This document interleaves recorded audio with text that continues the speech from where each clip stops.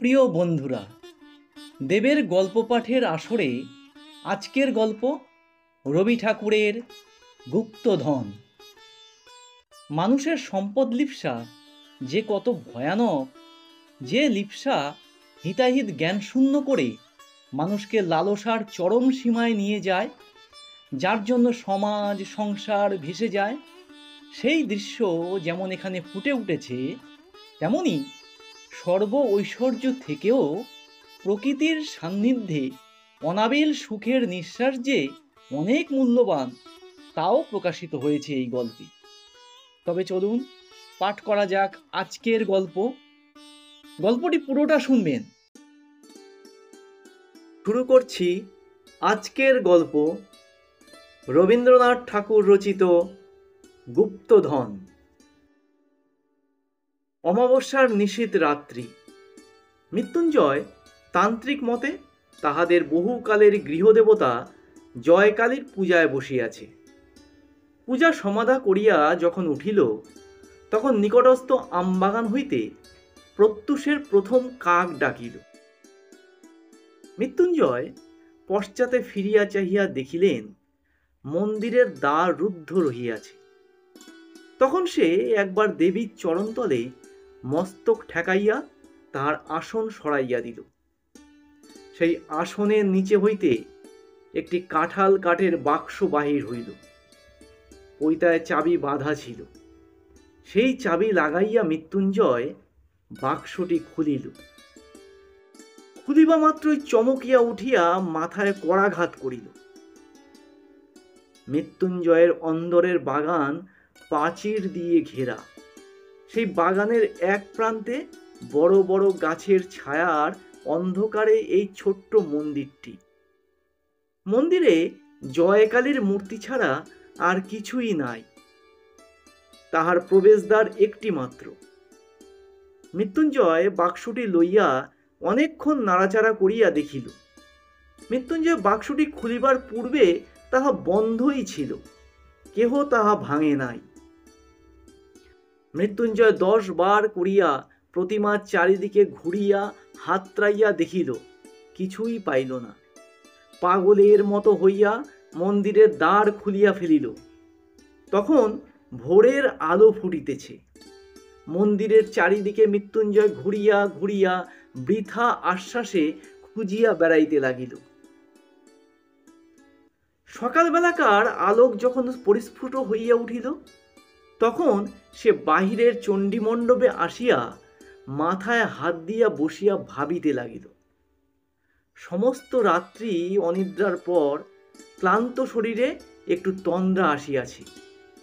এমন সময়ে হঠাৎ চমকিয়া উঠিয়া শুনিল, জয় হোক বাবা। সম্মুখে প্রাঙ্গণে এক জটা জুটোধারী সন্ন্যাসী। মৃত্যুঞ্জয় ভক্তি ভরে তাহাকে প্রণাম করিল।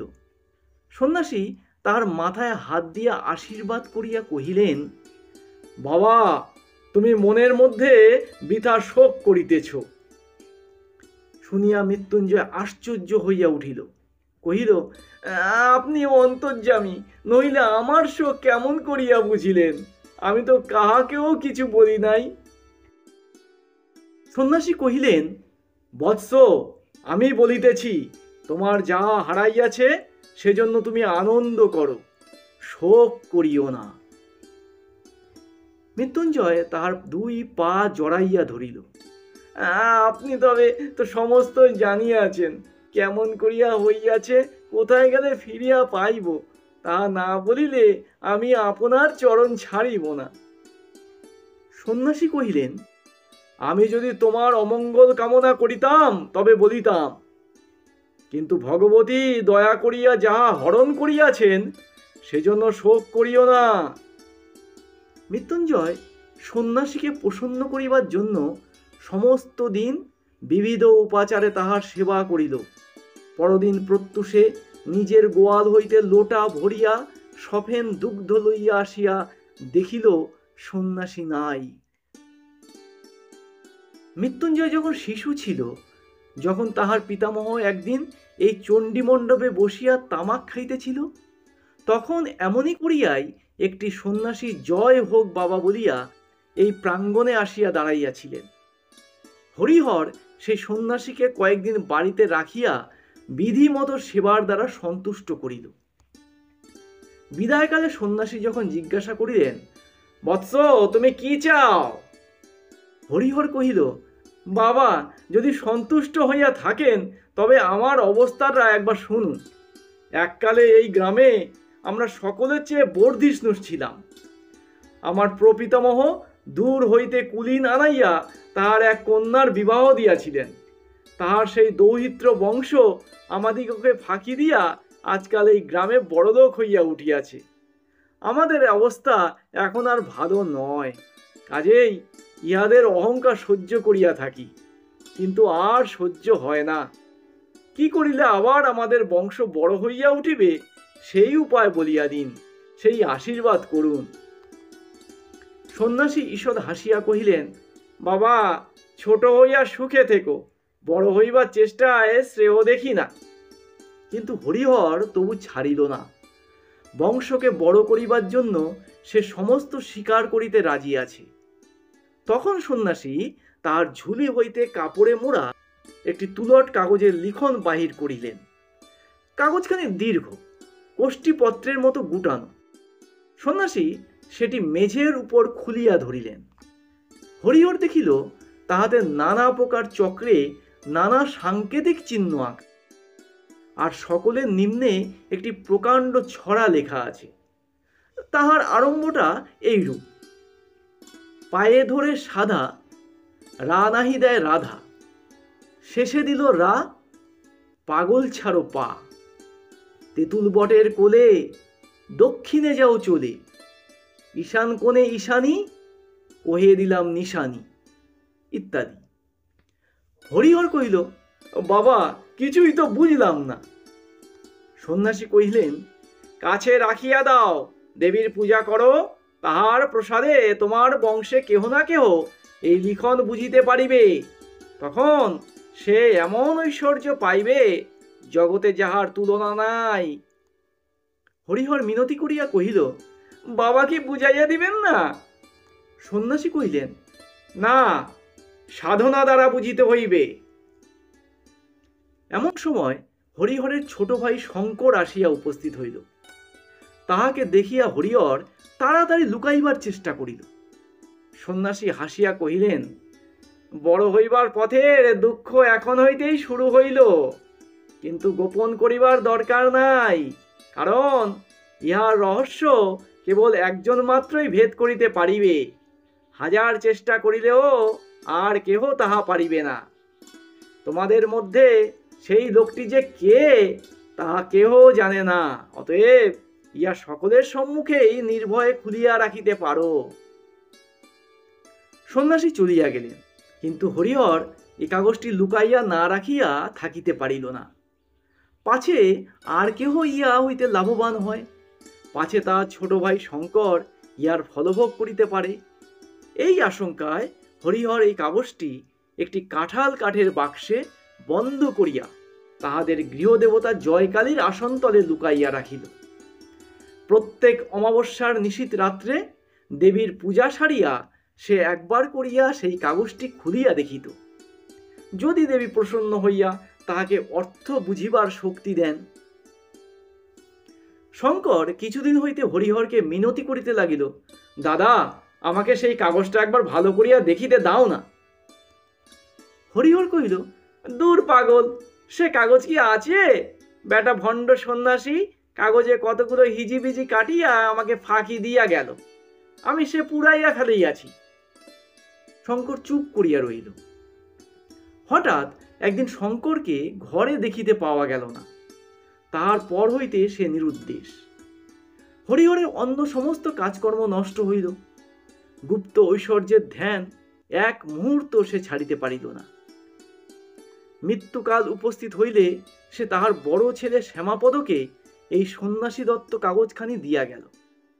এই কাগজ পাইয়া শ্যামাপদ চাকুরি ছাড়িয়া দিল। জয়কালীর পূজায় আর একান্ত মনে এই লিখন পাঠের চর্চায় তাহার জীবনটা যে কোন দিক দিয়া কাটিয়া গেল তাহা বুঝিতে পারিল না। মৃত্যুঞ্জয় শ্যামাপদর বড় ছেলে। পিতার মৃত্যুর পরে সেই সন্ন্যাসী দত্ত গুপ্ত লিখনের অধিকারী হইয়াছে। তাহার অবস্থা উত্তরোত্তর যতই হীন হইয়া আসিতে লাগিল, ততই অধিকতর আগ্রহের সহিত ওই কাগজখানির প্রতি তাহার সমস্ত চিত্ত নিবিষ্ট হইল। এমন সময় গত অমাবস্যা রাত্রে পূজার পর লিখনখানি আর দেখিতে পাইল না। সন্ন্যাসীও কোথায় অন্তর্ধান করিল। মৃত্যুঞ্জয় কহিল, এই সন্ন্যাসীকে ছাড়া হইবে না, সমস্ত সন্ধান ইহার কাজ হইতেই মিলিবে। এই বলিয়া সে ঘর ছাড়িয়া সন্ন্যাসীকে খুঁজিতে বাহির হইল। 1 বৎসর পথে পথে কাটিয়া গেল। গ্রামের নাম ধারাগোল। সেখানে মৃত্যুঞ্জয় মুদির দোকানে বসিয়া তামাক খাইতেছিল আর অন্যমনস্ক হইয়া নানা কথা ভাবিতেছিল। কিছু দূরে মাঠের ধার দিয়া একজন সন্ন্যাসী চলিয়া গেল। প্রথমটা মৃত্যুঞ্জয়ের মনোযোগ আকৃষ্ট হইল না। একটু পরে হঠাৎ তাহার মনে হইল যে লোকটা চলিয়া গেল, এই তো সেই সন্ন্যাসী। তাড়াতাড়ি হুকাটি রাখিয়া মুদিকে সচকিত করিয়া এক দৌড়ে সে দোকান হইতে বাহির হইয়া গেল, কিন্তু সে সন্ন্যাসীকে দেখা গেল না। তখন সন্ধ্যা অন্ধকার হইয়া আসিয়াছে। অপরিচিত স্থানে কোথায় যে সন্ন্যাসীর সন্ধান করিতে যাইবে তাহা সে ঠিক করিতে পারিল না। দোকানে ফিরিয়া আসিয়া মুদিকে জিজ্ঞাসা করিল, ওই যে মস্ত বন দেখা যাইতেছে, ওখানে কি আছে?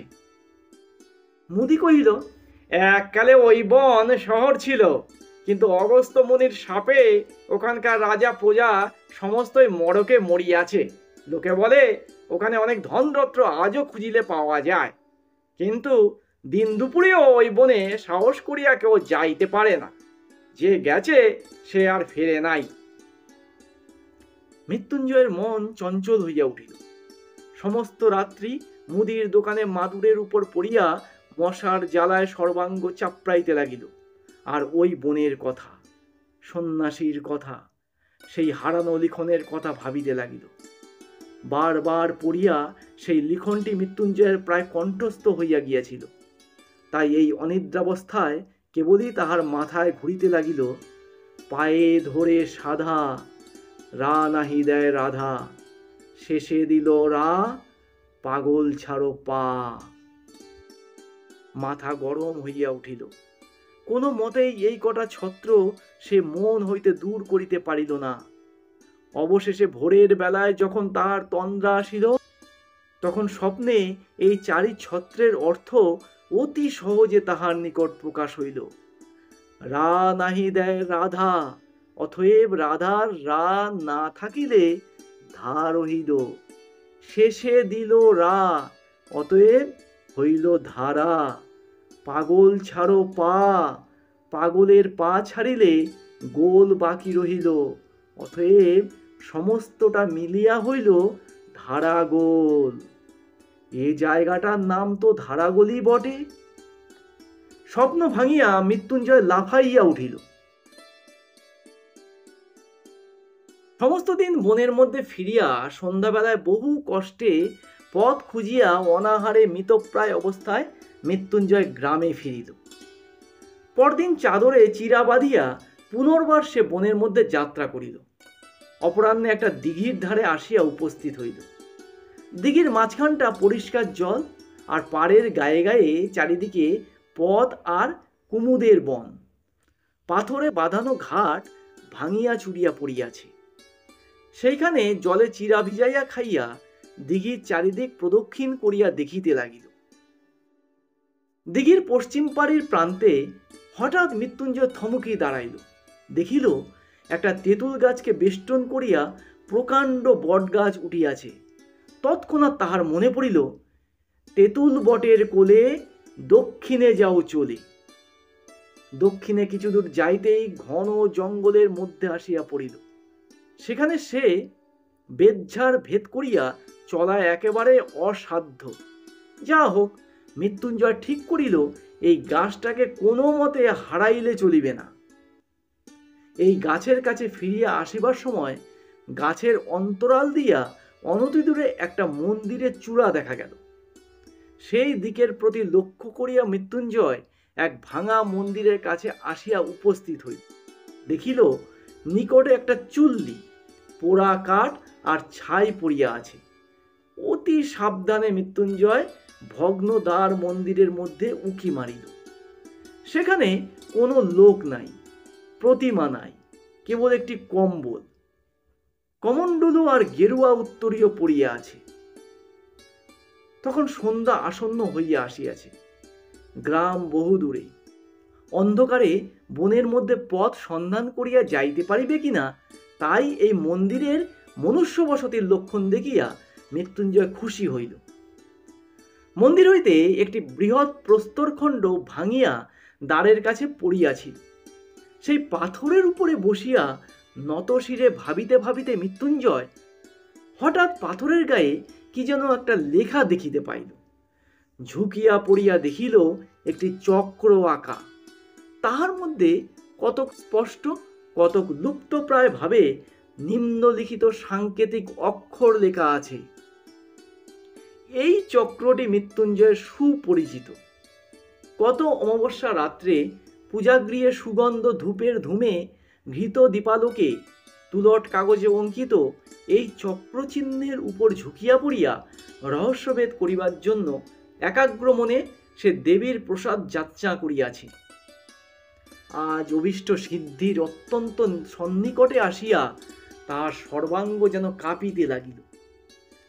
পাছে তীরে আসিয়া তরিডোবে, পাছে সামান্য একটা ভুলে তার সমস্ত নষ্ট হইয়া যায়, পাছে সেই সন্ন্যাসী পূর্বে আসিয়া সমস্ত উদ্ধার করিয়া লইয়া গিয়া থাকে, এই আশঙ্কায় তাহার বুকের মধ্যে তোলপাড় করিতে লাগিল। এখন যে তাহার কি কর্তব্য তাহা সে ভাবিয়া পাইল না। তাহার মনে হইল সে হয়তো ঐশ্বর্য ভাণ্ডারের ঠিক উপরেই বসিয়া আছে, অথচ কিছুই জানিতে পারতেছে না। বসিয়া বসিয়া সে কালীনাম জপ করিতে লাগিল। সন্ধ্যার অন্ধকার নিবিড় হইয়া আসিল। ঝিল্লির ধ্বনিতে বনভূমি মুখর হইয়া উঠিল। এমন সময় কিছু দূর ঘন বনের মধ্যে অগ্নির দীপ্তি দেখা গেল। মৃত্যুঞ্জয় তাহার প্রস্তরাসন ছাড়িয়া উঠিয়া পড়িল আর সেই শিখা লক্ষ্য করিয়া চলিতে লাগিল।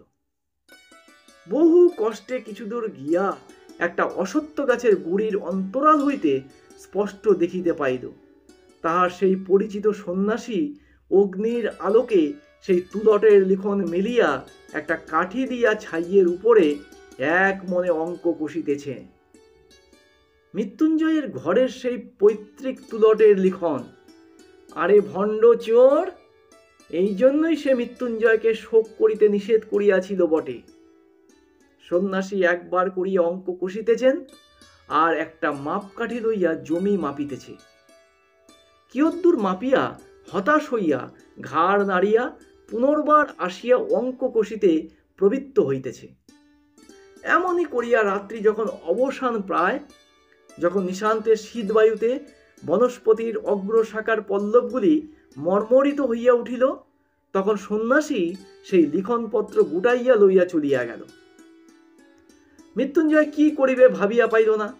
ইহা সে নিশ্চয় বুঝিতে পারিল যে সন্ন্যাসীর সাহায্য ব্যতীত এই লিখনের রহস্যভেদ করা তাহার সাধ্য হইবে না।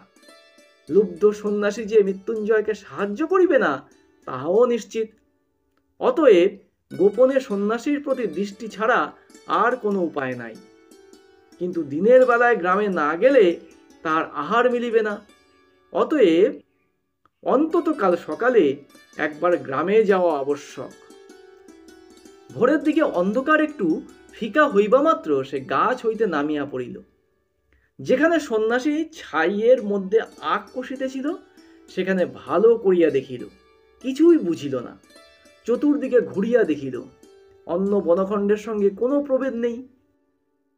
বনতলের অন্ধকার ক্রমে যখন ক্ষীণ হইয়া আসিল, তখন মৃত্যুঞ্জয় অতি সাবধানে চারিদিক দেখিতে দেখিতে গ্রামের উদ্দেশ্যে চলিল। তাহার ভয় ছিল পাছে সন্ন্যাসী তাহাকে দেখিতে পায়। যে দোকানে মৃত্যুঞ্জয় আশ্রয় গ্রহণ করিয়াছিল তাহার নিকটে একটি কায়স্থ গৃহিণী ব্রত উদযাপন করিয়া সেদিন ব্রাহ্মণ ভোজন করাইতে প্রবৃত্ত ছিল। সেইখানে আজ মৃত্যুঞ্জয়ের আহার জুটিয়া গেল। কয়দিন আহারের কষ্টের পর আজ তার ভোজনটি গুরুতর হইয়া উঠিল। সেই গুরু ভোজনের পর যেমন তামাকটি খাইয়া দোকানের মাদুরটিতে একবার গড়াইয়া লইবার ইচ্ছা করিল, অমনি গতরাত্রির অনিদ্রাকাতর মৃত্যুঞ্জয় ঘুমে আচ্ছন্ন হইয়া পড়িল। মৃত্যুঞ্জয় স্থির করিয়াছিল আজ সকাল সকাল আহারাদি করিয়া যথেষ্ট বেলা থাকিতে বাহির হইবে। ঠিক তার উল্টা হইল। যখন তাহার নিদ্রা ভঙ্গ হইল তখন সূর্য অস্ত গিয়াছে, তবুও মৃত্যুঞ্জয় দমিল না। অন্ধকারেই বনের মধ্যে সে প্রবেশ করিল। দেখিতে দেখিতে রাত্রি ঘনীভূত হইয়া আসিল। গাছের ছায়ার মধ্যে দৃষ্টি আর চলে না। জঙ্গলের মধ্যে পথ অবরুদ্ধ হইয়া যায়। মৃত্যুঞ্জয় যে কোন দিকে কোথায় যাইতেছে তাহা কিছুই ঠাওর পাইল না। রাত্রি যখন অবসান হইল তখন দেখিল সমস্ত রাত্রি সে বনের প্রান্তে একই জায়গায় ঘুরিয়া ঘুরিয়া বেড়াইতেছে। কাকের দল কা কা শব্দে গ্রামের দিকে উড়িল। এই শব্দ মৃত্যুঞ্জয়ের কানে ব্যঙ্গপূর্ণ ধিক্কার বাক্যের মতো শুনাইল। গণনায় বারংবার ভুল, আর সেই ভুল সংশোধন করিতে করিতে অবশেষে সন্ন্যাসী সুড়ঙ্গের পথ আবিষ্কার করিয়াছেন। সুড়ঙ্গের মধ্যে মশাল লইয়া তিনি প্রবেশ করিলেন। বাঁধানো ভিত্তির গায়ে শ্যাতলা পড়িয়াছে, মাঝে মাঝে এক এক জায়গায় জল চুইয়া পড়িতেছে। স্থানে স্থানে কতকগুলো ভেক গায়ে গায়ে স্তূপাকার হইয়া নিদ্রা দিতেছে।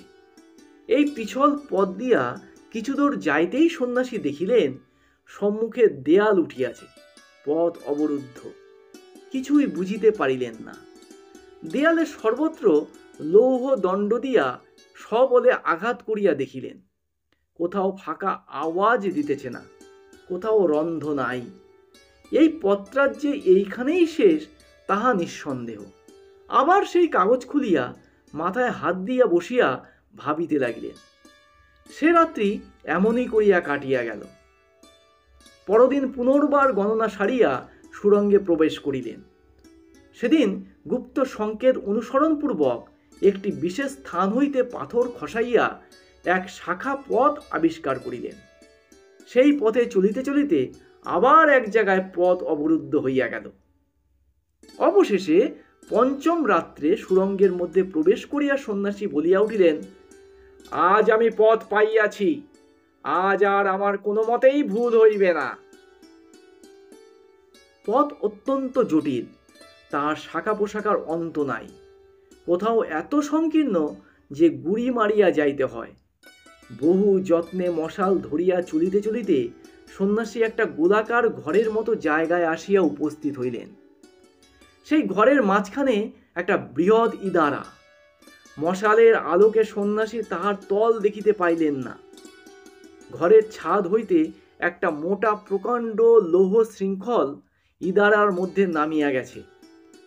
সন্ন্যাসী প্রাণপণ বলে ঠেলিয়া এই শৃঙ্খলটাকে অল্প একটুখানি নাড়িবা মাত্র ঠং করিয়া একটা শব্দ ইদারার গহ্বর হইতে উত্থিত হইয়া ঘরময় প্রতিধ্বনিত হইতে লাগিল।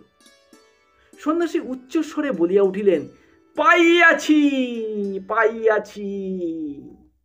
যেমন বলা অমনি সেই ঘরের ভাঙা ভিত্তি হইতে একটা পাথর গড়াইয়া পড়িল, আর সেই সঙ্গে আর একটি কি সচেতন পদার্থ ধপ করিয়া পড়িয়া চিৎকার করিয়া উঠিল। সন্ন্যাসী এই অকস্মাৎ শব্দে চমকিয়া উঠিতেই তার হাত হইতে মশাল পড়িয়া নিভিয়া গেল। সন্ন্যাসী জিজ্ঞাসা করিলেন, তুমি কে? কোনো উত্তর পাইলেন না। তখন অন্ধকারে হাতড়াইতে গিয়া তার হাতে একটি মানুষের দেহ ঠেকিল। তাহাকে নাড়া দিয়া জিজ্ঞাসা করিলেন, কে তুমি? কোনো উত্তর পাইলেন না। লোকটা অচেতন হইয়া গেছে। তখন চকমকি ঠুকিয়া ঠুকিয়া সন্ন্যাসী অনেক কষ্টে মশাল ধরাইলেন। ইতিমধ্যে সেই লোকটাও সংজ্ঞাপ্রাপ্ত হইল, আর উঠিবার চেষ্টা করিয়া বেদনায় আর্তনাদ করিয়া উঠিল। সন্ন্যাসী কহিলেন, এ কি মৃত্যুঞ্জয় যে, তোমার এমতি হইল কেন? মৃত্যুঞ্জয় কহিল, বাবা মাফ করো, ভগবান আমাকে শাস্তি দিয়াছেন। তোমাকে পাথর ছুঁড়িয়া মারিতে গিয়া সামলাইতে পারি নাই। পিছলে পাথর শুদ্ধ আমিই পড়িয়া গেছি, পাটা নিশ্চয় ভাঙিয়া গেছে। সন্ন্যাসী কহিলেন, আমাকে মারিয়া তোমার কি লাভ হইত? মৃত্যুঞ্জয় কহিল, লাভের কথা তুমি জিজ্ঞাসা করিতেছ? তুমি কিসের লোভে আমার পূজাঘর হইতে লিখনখালি চুরি করিয়া এই সুড়ঙ্গের মধ্যে ঢুকিয়া বেড়াইতেছ? তুমি চোর, তুমি ভণ্ড। আমার পিতামহকে যে সন্ন্যাসী ওই লিখনখালি দিয়াছিলেন, তিনি বলিয়াছিলেন, আমাদেরই বংশের কেহ এই লিখনের সংকেত বুঝিতে পারিবে। এই গুপ্ত ঐশ্বর্য আমাদেরই বংশের প্রাপ্য। তাই আমি এই কদিন না খাইয়া না ঘুমাইয়া ছায়ার মতো তোমার পশ্চাতে ফিরিয়া আছি। আজ যখন তুমি বলিয়া উঠিলে পাইয়াছি, তখন আমি আর থাকতে পারিলাম না। আমি তোমার পশ্চাতে আসিয়া ওই গর্তটার ভিতরে লুকাইয়া বসিয়াছিলাম। ওখান হইতে একটা পাথর খসাইয়া তোমাকে মারিতে গেলাম, কিন্তু শরীর দুর্বল, জায়গাটাও অত্যন্ত পিছল, তাই পড়িয়া গেছি। এখন তুমি আমাকে মারিয়া ফেলো, সেও ভালো, আমি যক্ষ হইয়া এই ধন আগলাইব, কিন্তু তুমি ইয়া লইতে পারিবে না, কোনো মতেই না। যদি লইতে চেষ্টা করো, আমি ব্রাহ্মণ, তোমাকে অভিশাপ দিয়া এই কূপের মধ্যে ঝাঁপ দিয়া পড়িয়া আত্মহত্যা করিব। এ ধন তোমার ব্রহ্ম রক্ত, গো রক্ত তুল্য হইবে। এ ধন তুমি কোনোদিন সুখে ভোগ করিতে পারিবে না। আমাদের পিতা পিতামহ এই ধনের উপরে সমস্ত মন রাখিয়া মরিয়াছেন। এই ধনের ধ্যান করিতে করিতে আমরা দরিদ্র হইয়াছি। এই ধনের সন্ধানে আমি বাড়িতে অনাথা স্ত্রী ও শিশু সন্তান ফেলিয়া আহার নিদ্রা ছাড়িয়া লক্ষ্মী ছাড়া পাগলের মতো মাঠে ঘাটে ঘুরিয়া বেড়াইতেছি। এ ধন তুমি আমার চোখের সম্মুখে কখনো লইতে পারিবে না। সন্ন্যাসী কহিলেন, মৃত্যুঞ্জয়, তবে শোনো, সমস্ত কথা তোমাকে বলি। তুমি জানো, তোমার পিতামহের এক কনিষ্ঠ সহোদর ছিল, তার নাম ছিল শঙ্কর। মৃত্যুঞ্জয় কহিল, হ্যাঁ, তিনি নিরুদ্দেশ হইয়া বাহির হইয়া গিয়াছেন। সন্ন্যাসী কহিলেন, আমিই সেই শঙ্কর। মৃত্যুঞ্জয় হতাশ হইয়া দীর্ঘশ্বাস ফেলিল। এতক্ষণ এই গুপ্তধনের উপর তাহার যে একমাত্র দাবি সে সাব্যস্ত করিয়া বসিয়াছিল, তাহারই বংশের আত্মীয় আসিয়া সে দাবি নষ্ট করিয়া দিল। শঙ্কর কহিলেন, দাদা সন্ন্যাসীর নিকট হইতে লিখন পাইয়া অবধি আমার কাছে তাহা বিধিমতে লুকাইবার চেষ্টা করিতেছিলেন, কিন্তু তিনি যতই গোপন করিতে লাগিলেন, আমার ঔৎসুক্য ততই বাড়িয়া উঠিল। তিনি দেবীর আসনের নিচে বাক্সের মধ্যে ওই লিখনখানি লুকাইয়া রাখিয়াছিলেন। আমি তাহার সন্ধান পাইলাম, আর দ্বিতীয় চাবি বানাইয়া প্রতিদিন অল্প অল্প করিয়া সমস্ত কাগজখানা নকল করিতে লাগিলাম। যেদিন নকল শেষ হইল, সেই দিনই আমি এই ধনের সন্ধানে ঘর ছাড়িয়া বাহির হইলাম। আমারও ঘরে অনাথা স্ত্রী এবং একটি শিশু সন্তান ছিল, আজ তাহারা কেহ বাঁচিয়া নাই। কত দেশ দেশান্তরে ভ্রমণ করিয়া আছি, তা বিস্তারিত বর্ণনার প্রয়োজন নাই। সন্ন্যাসী দত্ত এই লিখন নিশ্চয় কোনো সন্ন্যাসী আমাকে বুঝাইয়া দিতে পারিবেন, এই মনে করিয়া অনেক সন্ন্যাসীর আমি সেবা করিয়াছি। অনেক ভণ্ড সন্ন্যাসী আমার ওই কাগজের সন্ধান পাইয়া তা হরণ করিবারও চেষ্টা করিয়াছে। এই রূপে কত বৎসরের পর বৎসর কাটিয়াছে। আমার মনে এক মুহূর্তের জন্য সুখ ছিল না, শান্তি ছিল না। অবশেষে পূর্ব জন্মার্জিত পুণ্যের বলে কুমায়ুন পর্বতে বাবা স্বরূপানন্দ স্বামীর সঙ্গ পাইলাম। তিনি আমাকে কহিলেন, বাবা, তৃষ্ণা দূর করো, তা হইলে বিশ্বব্যাপী অক্ষয় সম্পদ আপনি তোমাকে ধরা দিবে। তিনি আমার মনের দাহ জুড়াইয়া দিলেন। তাহার প্রসাদে আকাশের আলোক আর ধরণীর শ্যামলতা আমার কাছে রাজ সম্পদ হইয়া উঠিল। একদিন পর্বতের শিলাতলে শীতল সায়ান্নে পরমহংস বাবার ধ্বনিতে আগুন জ্বলিতেছিল। সেই আগুনে আমার কাগজখানা সমর্পণ করিলাম। বাবা ঈষৎ একটু হাসিলেন। সে হাসির অর্থ তখন বুঝি নাই, আজ বুঝিয়াছি। তিনি নিশ্চয় মনে মনে বলিয়াছিলেন, কাগজখানা ছাই করিয়া ফেলা সহজ, কিন্তু বাসনা এত সহজে ভস্মসাৎ হয় না। কাগজখানার যখন কোনো চিহ্ন রহিল না, তখন আমার মনের চারিদিক হইতে একটা নাগ পাশ বন্ধন যেন সম্পূর্ণরূপে খুলিয়া গেল। মুক্তির অপূর্ব আনন্দে আমার চিত্ত পরিপূর্ণ হইয়া উঠিল।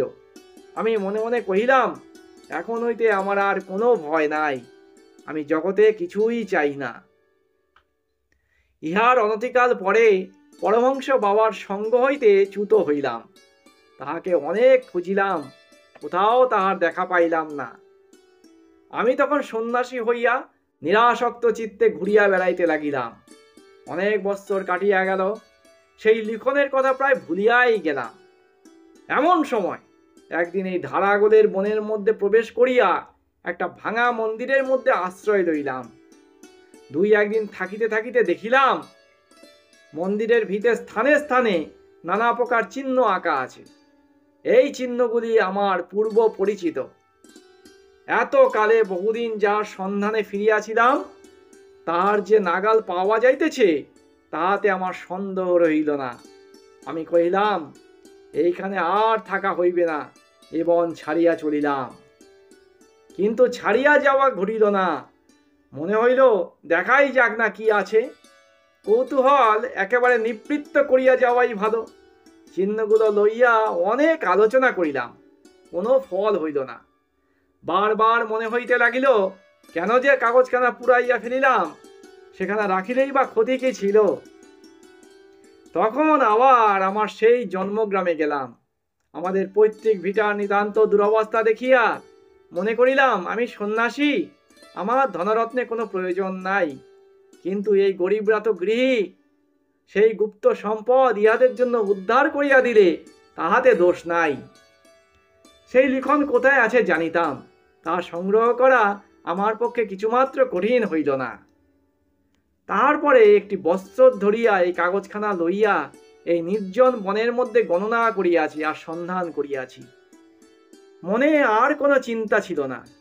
যত বারংবার বাধা পাইতে লাগিলাম, ততই উত্তরোত্তর আগ্রহ আরও বাড়িয়া চলিল।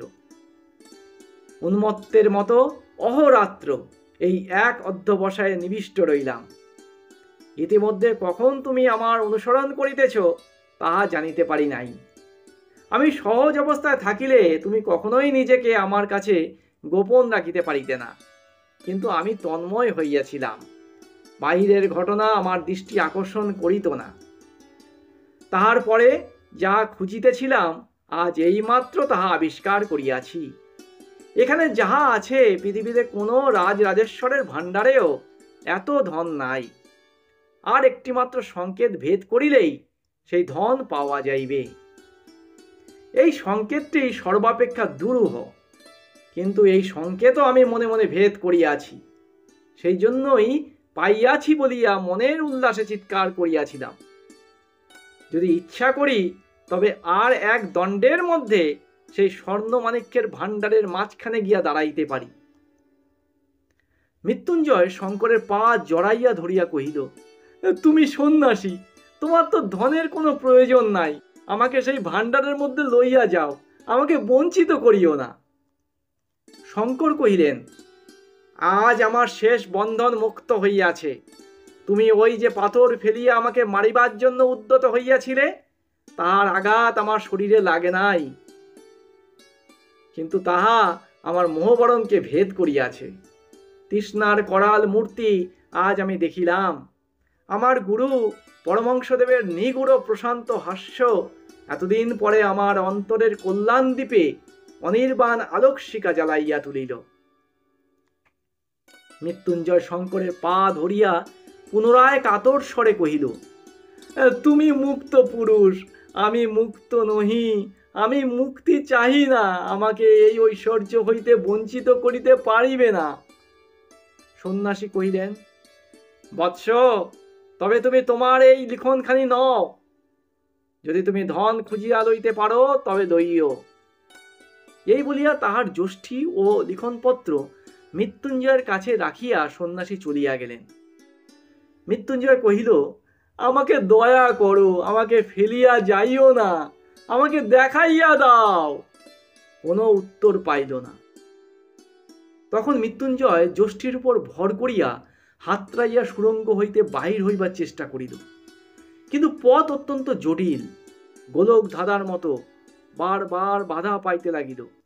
অবশেষে ঘুরিয়া ঘুরিয়া ক্লান্ত হইয়া এক জায়গায় শুইয়া পড়িল এবং নিদ্রা আসিতে বিলম্ব হইল না। ঘুম হইতে যখন জাগিল তখন রাত্রি কি দিন, কত বেলা তাহা জানিবার কোনো উপায় ছিল না। অত্যন্ত ক্ষুধাবোধ হইলে মৃত্যুঞ্জয় চাদরের প্রান্ত হইতে চিরা খুলিয়া লইয়া খাইল। তাহার পর আর একবার হাতড়াইয়া সুরঙ্গ হইতে বাহির হইবার পথ খুঁজিতে লাগিল। নানা স্থানে বাধা পাইয়া বসিয়া পড়িল। তখন চিৎকার করিয়া ডাকিল, ওগো সন্ন্যাসী, তুমি কোথায়? ওগো সন্ন্যাসী, তুমি কোথায়? তাহার সেই ডাক সুরঙ্গের সমস্ত শাখা প্রশাখা হইতে বারংবার প্রতিধ্বনিত হইতে লাগিল। অনতি দূর হইতে উত্তর আসিল, আমি তোমার নিকটেই আছি, কি চাও বলো। মৃত্যুঞ্জয় কাতর স্বরে কহিল, কোথায় ধন আছে আমাকে দয়া করিয়া দেখাইয়া দাও, দয়া করিয়া দেখাইয়া দাও। তখন আর কোনো সাড়া পাওয়া গেল না। মৃত্যুঞ্জয় বারবার ডাকিল, কোনো সাড়া পাইল না। দণ্ডপ্রহারের দ্বারা অবিভক্ত এই ভূতলগত চিররাত্রির মধ্যে মৃত্যুঞ্জয় আর একবার ঘুমাইয়া লইল। ঘুম হইতে আবার সেই অন্ধকারের মধ্যে জাগিয়া উঠিল। চিৎকার করিয়া ডাকিল, ওগো আছো কি? ওগো আছো কি? নিকট হইতে উত্তর পাইল, এইখানেই আছি, কি চাও, কি চাও? মৃত্যুঞ্জয় কহিল, আমি আর কিছু চাই না, আমাকে এই সুরঙ্গ হইতে উদ্ধার করিয়া লইয়া যাও, উদ্ধার করিয়া লইয়া যাও। সন্ন্যাসী জিজ্ঞাসা করিলেন, তুমি ধন চাও না? মৃত্যুঞ্জয় কহিল, না, চাই না, আমি ধন চাই না। তখন চকমকি ঠোকার শব্দ উঠিল এবং কিছুক্ষণ পরে আলো জ্বলিল। সন্ন্যাসী কহিলেন, তবে এসো মৃত্যুঞ্জয়, এই সুরঙ্গ হইতে বাহিরে যাই।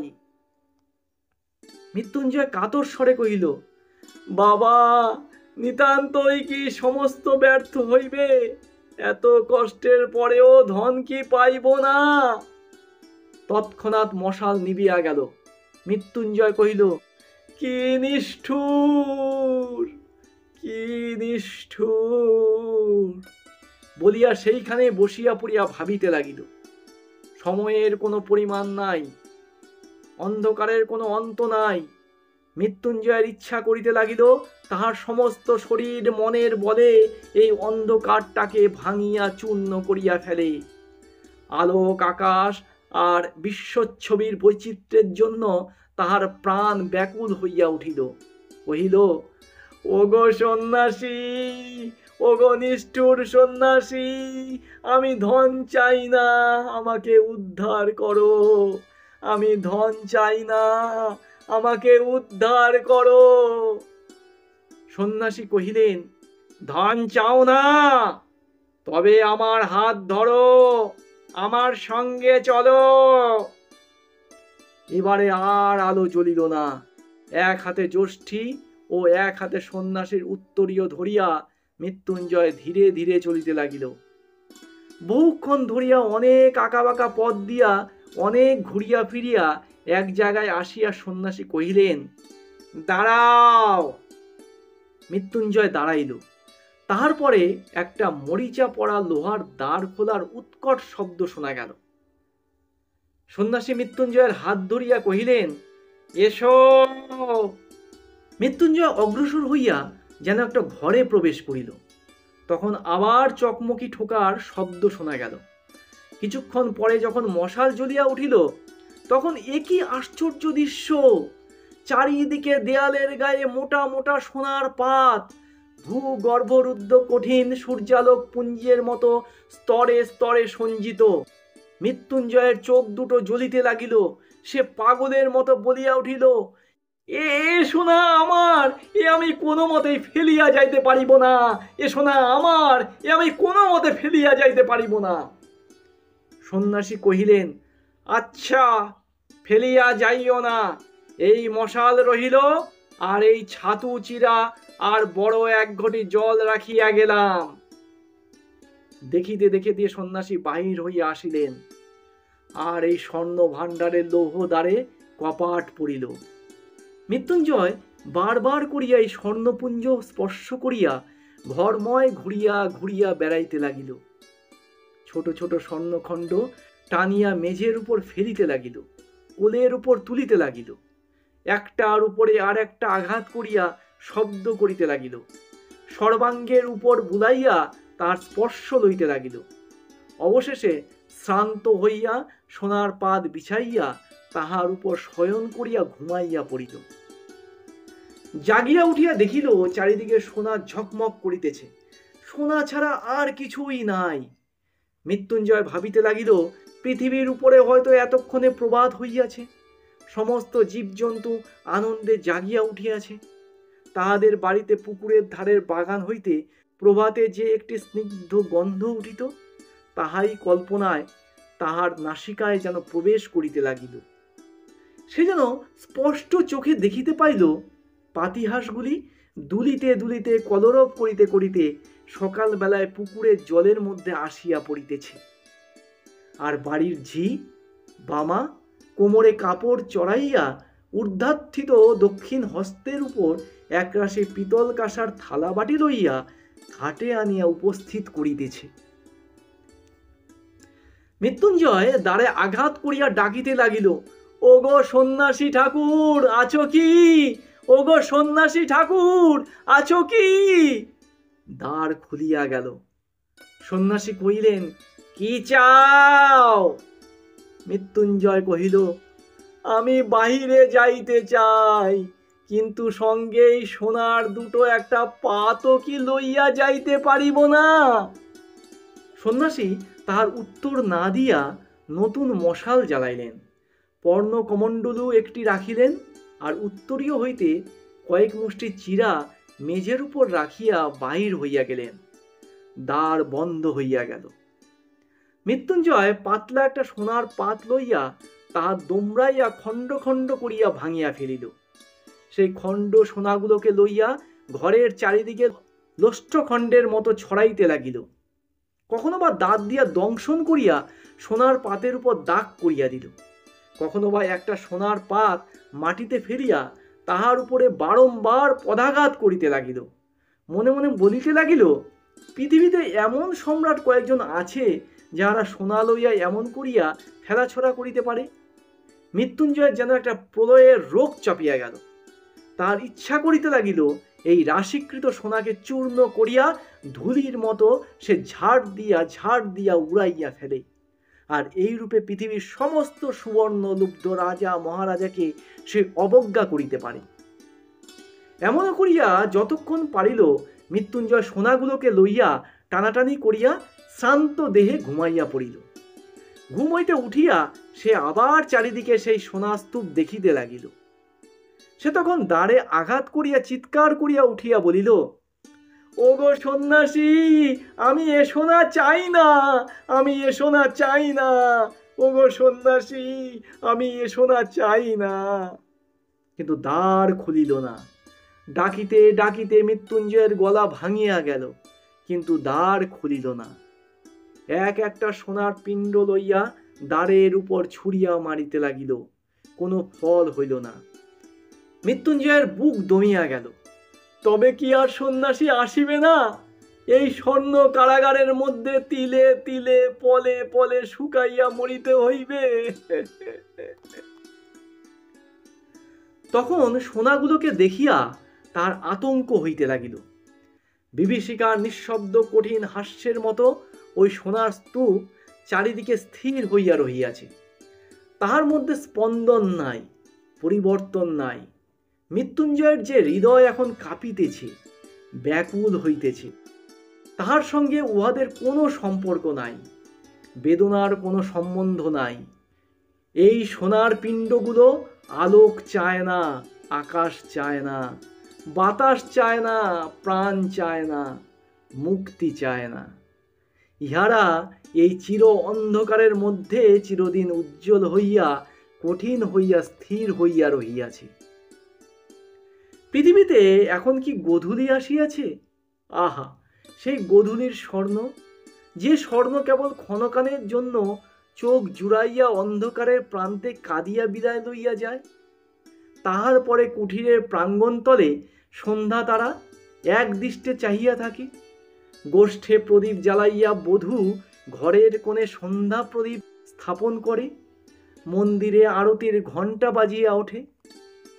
গ্রামের ঘরে অতি ক্ষুদ্রতম তুচ্ছতম ব্যাপার আজ মৃত্যুঞ্জয়ের কল্পনা দৃষ্টির কাছে উজ্জ্বল হইয়া উঠিল। তাহাদের সেই ভোলা কুকুরটা লেজে মাথায় এক হইয়া উঠানের প্রান্তে সন্ধ্যার পর ঘুমাইতে থাকিত। সে কল্পনাও তাহাকে যেন ব্যথিত করিতে লাগিল। ধারাগোল গ্রামে কয়দিন যে মুদির দোকানে আশ্রয় লইয়াছিল, সেই মুদি এতক্ষণ রাত্রে প্রদীপ নিবাইয়া দোকানে ঝাঁপ বন্ধ করিয়া ধীরে ধীরে গ্রামে বাড়ি মুখে আহার করিতে চলিয়াছে। এই কথা স্মরণ করিয়া তাহার মনে হইতে লাগিল, মুদি কি সুখেই আছে। আজ কি বার কে জানে, যদি রবিবার হয় তবে এতক্ষণে হাটের লোক যে যার আপন আপন বাড়ি ফিরিতেছে। সঙ্গচ্যুত সাথীকে উদ্ধস্বরে ডাক পাড়িতেছে।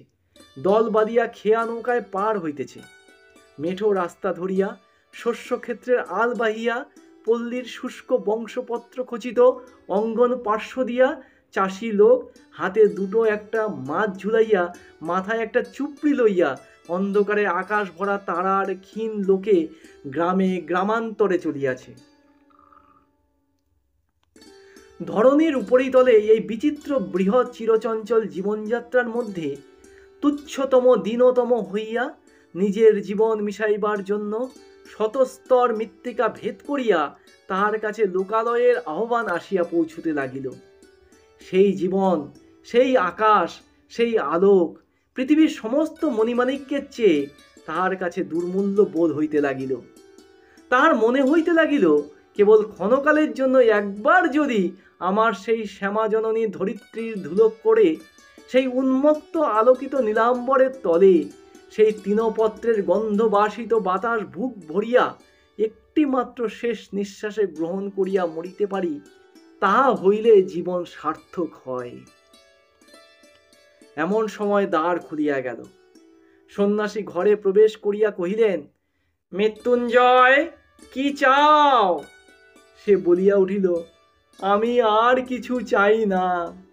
আমি এই সুরঙ্গ হইতে, অন্ধকার হইতে, গোলক ধাঁধা হইতে, এই সোনার গারদ হইতে বাহির হইতে চাই।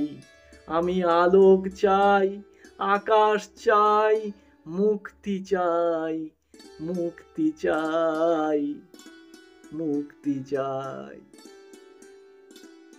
সন্ন্যাসী কহিলেন, এই সোনার ভাণ্ডারের চেয়েও মূল্যবান রত্ন ভাণ্ডার এখানে আছে, একবার যাইবে না? মৃত্যুঞ্জয় কহিল, না, যাইব না, যাইব না। সন্ন্যাসী কহিলেন, একবার দেখিয়া আসিবার কৌতূহল নাই? মৃত্যুঞ্জয় কহিল, না, আমি দেখিতেও চাই না।